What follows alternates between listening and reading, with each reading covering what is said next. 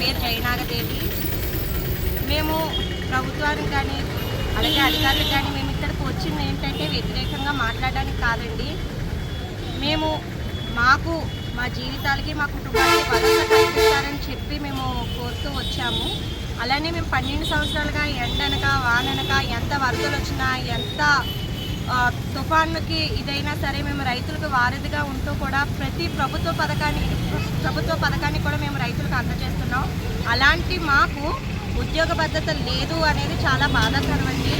ఈరోజు 12 సంవత్సరాల్లో కూడా మేము రైతు కుటుంబాల్లో ఒకటి అయిపోయాం. అదే రైతు మా కుటుంబంలో ఒకటి అయిపోయారండి. అలాంటి మాకు ఉద్యోగ భద్రత అనేది లేదు. 12 సంవత్సరాలకి కూడా 12,000 జీతం అనేది చాలా బాధాకరం అండి. ఎలా ఫ్యామిలీని పోషిస్తాము?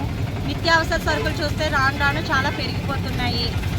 మాకు చూస్తే పిల్లలు మేము జీతాలు కూడా నెలకు పడకపోవడం ఇప్పుడు 6 నెలలు అవుతుందండి. ఎలాంటి జీతాలు కూడా లేవు. అలాంటిది మేము ఒకటే అడుగుతున్నామండి, మా చెమట ఈ 12 నెలలు మా చెమటకు విలువనివ్వండి, మాకు న్యాయం చేయండి, సమాన పనికి సమాన వేతనం కల్పించండి, ఉద్యోగ భద్రత కల్పించండి.